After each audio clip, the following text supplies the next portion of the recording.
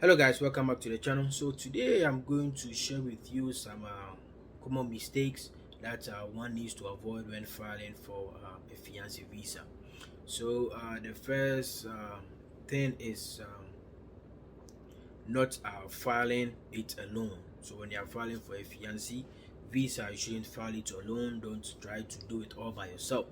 You need to, at least if you can get a lawyer or someone that has the experience, or someone that has successfully filed for a fiance visa, because he or she will be able to tell you what to do, the kind of forms that you need to fill. Like they will know all that. So you need to get someone that will help you through that journey, because it's very stressful and hectic. And the second thing that you need to avoid is you not being well prepared for the interview. So going for an interview is very stressful, and you need to be prepared very well. So you need to be prepared. So if you go there without being well prepared, it will kind of like stress you out. And when going for an interview, you don't need to be stressed. You don't need to be nervous, because immediately you get there and the officer sees that, hey, this person is nervous, this person is stressed. That's when he or she will take advantage of that and start asking you unnecessary confusing questions just to deny you. Because always remember, the officers are there to deny you. They are not there to grant you the visa. Their mission is to deny you, and your mission is to convince them to get the visa. So when you are going, you need to be focused.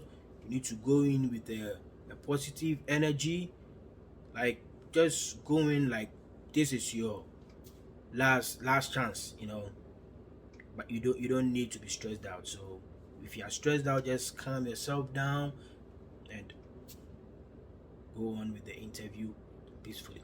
So the third thing that you need to avoid is not having the consistent required document. So with this consistent document, it's like you don't know the date of birth of your beneficial.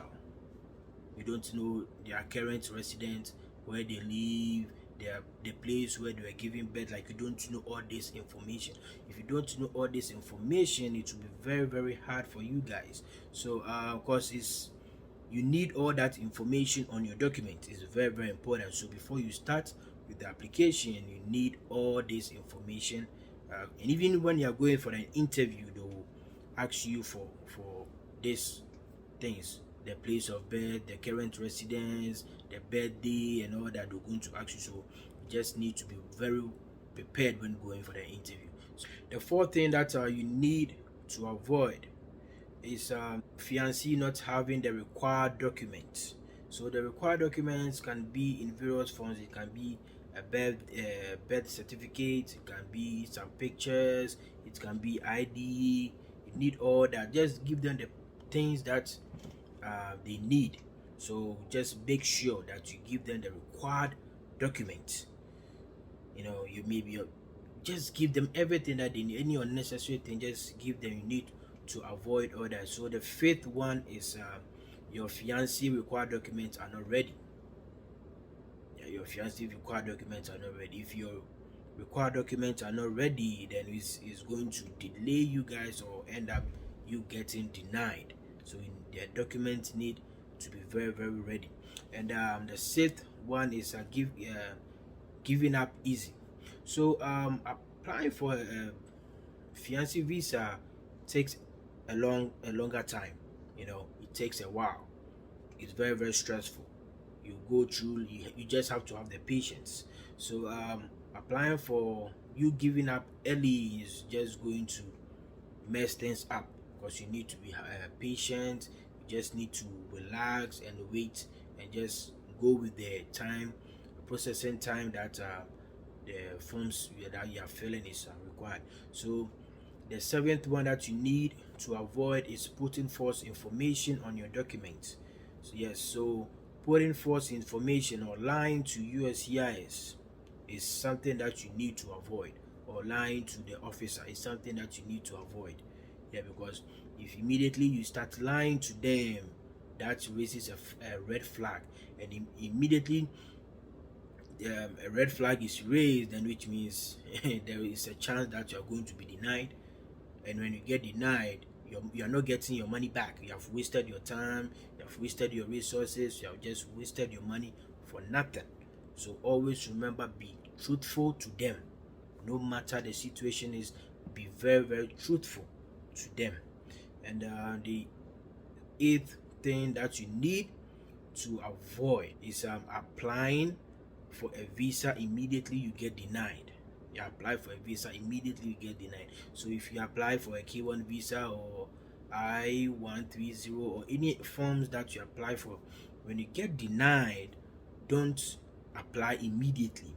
Wait at least for 6 months to a year before you reapply again. At least that will give you some ample time to know where you went wrong, what you need to fix before you reapply again. Because a lot of people do that mistakes. They get denied, they just jump in and reapply again without knowing where they fall short at. It's not good. So lastly, not marrying on time. So when you're applying for a fiancé visa, you have 90 days to get married. So immediately your fiancé is granted a visa and you come to the state, you need to get married within the 90 days frame. So 90 days is approximately 3 months, you know.